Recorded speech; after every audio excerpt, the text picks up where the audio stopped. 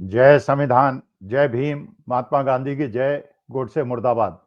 देखिए, ये बात नहीं समझ में आ रही है कि भारत सरकार कह रही है कि 8.2% की जीडीपी ग्रोथ हो गई और बहुत ज्यादा खुश है। जो भारत सरकार के समर्थक हैं, जो भारतीय जनता पार्टी के समर्थक हैं, वो कह रहे हैं कि देखिए 8.2% की जीडीपी ग्रोथ करके हमने डोनाल्ड ट्रंप को करारा जवाब दे दिया है।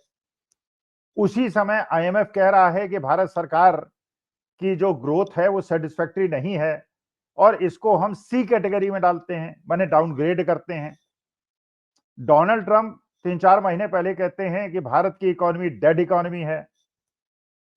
राहुल गांधी कहते हैं जो डोनाल्ड ट्रंप कह रहे हैं वो गलत नहीं है, मतलब वो भी कहते हैं कि भारत की इकोनॉमी डेड इकोनॉमी है। तो इतना ज्यादा विरोधाभासी क्लेम्स हैं। ये भारत सरकार बहुत ज्यादा खुश है। भारत सरकार कहती है कि देखिए डोनाल्ड ट्रंप ने टैरिफ लगा दिया, उसके बावजूद हमारी ग्रोथ इतनी ज्यादा हो रही है। और आईएमएफ बिल्कुल उल्टा कह रहा है, जबकि आईएमएफ में तो बड़े बड़े इकोनॉमिस्ट हैं, भारत सरकार में बड़े बड़े इकोनॉमिस्ट हैं। तो एक ग्रुप ऑफ इकोनॉमिस्ट कह रहा है कि भारत की ग्रोथ बहुत ज्यादा है और एक ग्रुप ऑफ इकोनॉमिस्ट कह रहा है कि भारत की जो इकोनॉमिक ग्रोथ है वो बहुत खराब है। तो वास्तविकता क्या है, ये समझना बहुत ज्यादा आवश्यक है। देखिए, बिल्कुल सरल शब्दों में समझने से आपको यह बात समझ में आएगी कि भारत की आबादी 142 करोड़ है, अमेरिका की आबादी करीब 40 करोड़ है, यूके की, फ्रांस की, जर्मनी की, जापान की आबादी करीब 20 से 25 करोड़ है। मानी बात है कि एक परिवार में अगर ज्यादा सदस्य होंगे तो उसकी जीडीपी की साइज ज्यादा होनी चाहिए, कम सदस्य होंगे तो जीडीपी की साइज कम होनी चाहिए। जैसे मान लीजिए आपके परिवार में 4 सदस्य हैं और आपकी आमदनी 1 लाख रुपए महीना है, तो आपका संपन्नता का एक लेवल है। आपके पड़ोसी की भी आमदनी 1,10,000 रुपए है, लेकिन 20 खाने वाले हैं, परिवार में 20 सदस्य हैं, तो आप उससे ज्यादा संपन्न होंगे। तो ज्यादा अगर कंज्यूम करने वाले लोग हैं तो आपकी संपन्नता कम होगी, और कम कंज्यूम करने वाले हैं तो आपकी संपन्नता ज्यादा होगी। तो यह बात कहना बिल्कुल व्यर्थ है, निरर्थक है कि हमारी जीडीपी में हमने फ्रांस को और जापान को और जर्मनी को पिछाड़ दिया, क्योंकि उनकी आबादी अगर 25 करोड़ है और हमारी आबादी 142 करोड़ है। इसका मतलब हमारी जीडीपी तो उनसे उतने गुने ज्यादा होनी चाहिए जितनी हमारी उनसे ज्यादा जनसंख्या है। अगर 25 करोड़ में $4 ट्रिलियन है, तो हमारी अगर 140 करोड़ है तो हमारी कम से कम $20 ट्रिलियन की इकोनॉमी होनी चाहिए, जो नहीं है। इसका माने हमारे देश के अंदर जो लोग वास्तविकता कहते हैं कि अगर जीडीपी इतनी ज्यादा हो गई है, अगर इकोनॉमिक ग्रोथ इतनी ज्यादा हो गई है, अगर भारत सरकार इस बात में प्रसन्नता जाहिर करती है कि हमारी जीडीपी ग्रोथ इतनी ज्यादा है और विश्व में one of the largest fastest growing economy हम हैं, तो हमारे यहाँ इतनी ज्यादा बदहाली क्यों है, गरीबी क्यों है? उसका कारण यह है कि भारत का जो भी आदमी है, 142 करोड़ है, कम खाता है या ज्यादा खाता है, दूध पीता है या नहीं पीता है, मक्खन खाता है कि नहीं खाता है, मोटरसाइकिल है या नहीं, लेकिन वो जीडीपी में कंट्रीब्यूशन करता है। कुछ भी काम करता है तो जीडीपी में कंट्रीब्यूट करता है। तो जहां पे जर्मनी, फ्रांस, ब्रिटेन और जापान में 25 करोड़ लोग कंट्रीब्यूट करके जो जीडीपी लाते हैं, उतना हम 142 करोड़ लोगों के कंट्रीब्यूशन से लाते हैं। तो इसलिए हमारे यहाँ ये दोनों बात सही है कि हम लोग की इकोनॉमी उनके बराबर है, हमने उनको पिछाड़ दिया है। लेकिन क्योंकि हमारी जनसंख्या बहुत ज्यादा है, इसके लिए हमारे यहाँ आर्थिक विपन्नता है और उनका आर्थिक संपन्नता है। नंबर एक। नंबर दो, हमारे देश के अंदर जब माननीय मोदी जी ने देश का प्रधानमंत्री पद संभाला था, उस समय हमारे देश की जीडीपी की ग्रोथ जो डॉक्टर मनमोहन सिंह अपने पिछले 10 साल में छोड़ गए थे, एवरेज 2004 से लेकर 2014 तक वो 7.1% थी एवरेज। और उस 10 साल के अंदर भी एक समय ऐसा आया था, जो आपको पता है, सब प्राइम क्राइसिस अमेरिका के अंदर आई थी। और सब प्राइम क्राइसिस में जो अमेरिका के बड़े बड़े बैंक्स थे वो धराशायी हो गए थे, अमेरिकन इकोनॉमी धराशायी हो गई थी। और उस समय भारत की इकोनॉमी सबसे उच्च स्तर पे थी, मतलब ग्रोथ सबसे ज्यादा उच्च स्तर पे थी। तो एक वर्ष हमारे समय डॉक्टर मनमोहन सिंह के जमाने में भी आया, 10 साल में, जो सब प्राइम क्राइसिस का आया। और मोदी जी के जमाने में भी एक साल आया कोविड का, जबकि बुरा समय आया। तो 10 साल में एक साल हमारा बुरा रहा और एक साल अब के 2014 से 2024 तक बीच में रहा, तो वो भी एक कॉमन फैक्टर आपस में एक दूसरे को नेग्लिफाई करते हैं। तो उस समय 7.1% की जीडीपी ग्रोथ थी भारत की, और आज पिछले 11 साल के अंदर वो एवरेज ग्रोथ 6.7% हो गई। तो इसका मतलब यह है कि हमारी जीडीपी ग्रोथ कम हो गई। अच्छा, जीडीपी ग्रोथ कम हो गई, लेकिन हमारे जो विदेश से हमने लोन ले रखे हैं, वो लोन की साइज बहुत ज्यादा बढ़ गई। डॉक्टर मनमोहन सिंह के जमाने में 2014 में जब उन्होंने सत्ता सौंपी थी, उस समय जो हमारे लोन थे वो करीब 52 लाख करोड़ रुपए थे। आज वो करीब 250 लाख करोड़ हैं। इसका माने 5 गुना ज्यादा हमारे देश के ऊपर लोन बढ़ गए। अगर मानी बात है कि आप अपनी इंडस्ट्री के लिए, अपनी फैक्ट्री के लिए, अपनी दुकान के लिए लोन लेते हैं, तो जब आप लोन लेते हैं तो आपकी इनकम बढ़नी चाहिए, क्योंकि इनकम अगर आपकी बढ़ेगी तो लोन जो आप लेंगे उसका इंटरेस्ट और प्रिंसिपल का पेमेंट आप कर पाएंगे। अगर आपने लोन ले लिया और आपकी इनकम नहीं बढ़ी, तो जो लोन नहीं लिया था तो आप ज्यादा संपन्न रहे होंगे, लेकिन जब आप लोन ले लेंगे और आपकी इनकम नहीं बढ़ेगी तो आप लोन ट्रैप में फंस जाएंगे, आप डेट ट्रैप में फंस जाएंगे और लोन का रिपेमेंट नहीं कर पाएंगे, डिफॉल्टर बन जाएंगे और बुरी हालत आपकी हो जाएगी और आपकी देश की करेंसी वीक हो जाएगी, जो आज की तारीख में देश के अंदर हो रहा है।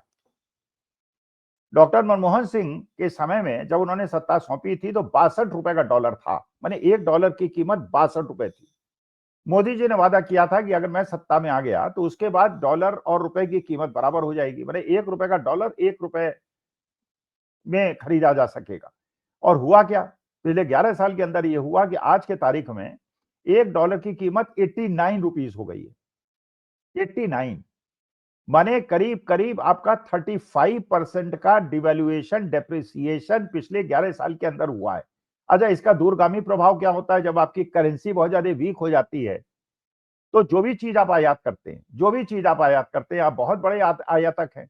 क्योंकि विश्व में दो प्रकार के देश हैं। एक देश वो है जो तेल उत्पादक हैं और एक वो देश है जो देश के आयातक हैं। बहुत सारे देश हैं जो तेल के निर्यातक हैं। अरब कंट्रीज हैं, अमेरिका है, रूस है, यूक्रेन है। ये तेल अथाह भंडार इनके पास है। और कुछ देश ऐसे हैं, चीन है, भारत है, जो कि तेल खरीदते हैं। तो अगर हम तेल खरीदते हैं, तो अगर हम $1 लाख का तेल खरीदते मनमोहन सिंह के जमाने में, तो हमको 62 लाख रुपए, $1 लाख का तेल खरीदने में 62 लाख रुपए देने पड़ते। आज के तारीख में $1 लाख का तेल खरीदने में हमको $90 लाख देने पड़ रहा है, माने 1.5 गुने ज्यादा हमको पेमेंट करना पड़ रहा है। और जब आप ज्यादा पेमेंट करेंगे तो आपकी रुपया और ज्यादा कमजोर होगा, क्योंकि डॉलर मजबूत होने के लिए आपको क्या चाहिए? आपको अगर अपने रुपए को आप मजबूत करना चाहते हैं तो आप ये चाहेंगे कि आपका एक्सपोर्ट बढ़े। जब आपका एक्सपोर्ट बढ़ेगा तो डॉलर देश के अंदर आएगा। विदेशी आपके देश में पर्यटक आएंगे तो वो डॉलर खर्च करेंगे। आपके विदेश में सेटल्ड लोग अगर डॉलर देश के अंदर भेजेंगे तो रुपया मजबूत होगा। और जब हम लोग देश से बाहर पढ़ने जाएंगे, अपने बच्चों को भेजेंगे या घूमने जाएंगे और डॉलर खर्च करेंगे, तो डॉलर मजबूत होगा, रुपया कमजोर होगा। अगर हमारा आयात बढ़ेगा तो हमारा रुपया कमजोर होगा। और जब 1.5 गुने रुपए के दाम गिर गए हैं, 62 रुपए से 90 रुपए हो गए हैं, तो इसका माने तेल खरीदने के लिए सोना का जो हम आयात करते हैं उसको खरीदने में आप ज्यादा डॉलर खर्च कर रहे हैं, तो रुपया और ज्यादा वीक होता चला जा रहा है। अच्छा, अब परिस्थिति ये बन गई है वास्तविकता में कि आप पुराने लोन को चुकाने के लिए नए लोन ले रहे हैं और अपनी सड़कों को चमका रहे हैं। नए लोन ले रहे हैं पुराने लोन को देने के लिए, जबकि होना ये चाहिए नए लोन लेने चाहिए डेवलपमेंट प्रोजेक्ट्स के लिए, इंडस्ट्रीज के लिए, फैक्ट्रीज के लिए, नए नए प्रोजेक्ट्स के लिए, जिससे कि इनकम बढ़े। और इनकम बढ़े तो आप लोन का रिपेमेंट कर पाए। जो मैंने पहले आपको बताया था कि अगर आप लोन ले लें तो उसके बाद आपकी इनकम बढ़नी चाहिए, जिससे आप लोन का रिपेमेंट कर पाए। तो इनकम तो आपकी घट गई, 7.1% जीडीपी ग्रोथ से आपकी 6.7% हो गई। लोन बढ़ गए और इनकम कम हो गई। और नए लोन आप इंटरनेशनल इसलिए ले रहे हैं जिससे पुराने लोन को आप वापस कर पाए। तो इसलिए डोनाल्ड ट्रंप भी जो बात कह रहे हैं बिल्कुल सही कह रहे हैं कि it's a dead economy. Dead economy is a very strong word, नहीं यूज होना चाहिए। लेकिन अगर आपके लोन बढ़ते जा रहे हैं और आपकी इनकम कम हो रही है, इसका माने आप ट्रैप पे तो हैं। ये भी बात बिल्कुल सही है कि आपके जीडीपी ज्यादा है। भाई देखिए, जीडीपी दो वजह से ज्यादा होती है। एक तो आपका प्रोडक्शन बहुत ज्यादा हो जाए, और दूसरा जीडीपी ज्यादा इसलिए होती है कि आपका, इसे हम लोग कहते हैं बेस इफेक्ट। बेस इफेक्ट, और ये भी बहुत बड़ा रोल प्ले करता है। मैं उसका उदाहरण इस प्रकार से देता हूं, आपके घर में 2 भाई बहन हैं आप, एक के मार्क्स आए थे 40%, एक के मार्क्स आए थे 90%। अब 40% वाला अगर 60% अगली बार ले आता है तो उसमें 50% की ग्रोथ होती है, लेकिन जिस बच्चे के 90% आए थे वो 135% तो ला नहीं सकता, बहुत ज्यादा लाएगा, 100% लाएगा, तो उसमें उसकी ग्रोथ 10% होगी। तो एक की 50% ग्रोथ दिखेगी, एक की 10% ग्रोथ दिखेगी। तो ग्रोथ ज्यादा इसलिए दिखेगी क्योंकि पिछले साल आपकी ग्रोथ कम थी, इसलिए ज्यादा दिखेगी। अगले साल आपको ग्रोथ जीडीपी कम दिखेगी क्योंकि इस बार आपका बेस बड़ा हो जाएगा, तो अगले साल ग्रोथ कम दिखेगी। तो ये एक प्रकार का चमत्कार है, बेस इफेक्ट जिसको कहते हैं, जिसकी वजह से ग्रोथ कम और ज्यादा लगती है। इसमें बहुत ज्यादा खुश होने की आवश्यकता नहीं है। आईएमएफ ने जो सी ग्रेड में डाला है उसको भी सीरियसली लेने की बात है, जो डोनाल्ड ट्रंप ने कहा उसको भी सीरियसली लेने की बात है। गलत फहमी में नहीं रहना चाहिए। हमारी देश की जीडीपी ग्रोथ कम से कम 20% होनी चाहिए, हमारी इकोनॉमी कम से कम $30 ट्रिलियन की होनी चाहिए, तब हम चाइना के समकक्ष पहुंच पाएंगे। क्योंकि चाइना की पॉपुलेशन हमारी पॉपुलेशन करीब करीब एक है, उनकी $18 ट्रिलियन की इकोनॉमी है। हमारी पॉपुलेशन बराबर होने के बावजूद हमारी $4 ट्रिलियन की इकोनॉमी है। तो हमारी कम से कम $17 ट्रिलियन की इकोनॉमी अगर हो जाए तब तो खुश होने की बात है, इतरानी की बात है। वरना डोनाल्ड ट्रंप भी सही कह रहे हैं, हमें भी सही कह रहा है, भारत सरकार भी सही कह रही है, गलत कोई नहीं कह रहा है, लेकिन देश की जनता को वास्तविकता समझने की आवश्यकता है। और अगर आप इस वीडियो को ध्यान से सुनेंगे तो आपको बात समझ में आएगी। What I am saying is making sense. लेकिन जो भी सारे पक्ष कह रहे हैं सही है, गलत कोई नहीं कह रहा है, लेकिन समझने की आवश्यकता हमारी आपकी है। नमस्कार, धन्यवाद और प्रणाम।